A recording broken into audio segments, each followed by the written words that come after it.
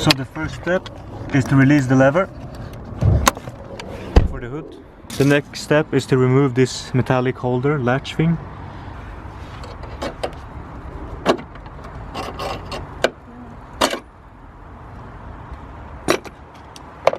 Metal thing is removed. Now we're gonna pull out the whole complete unit.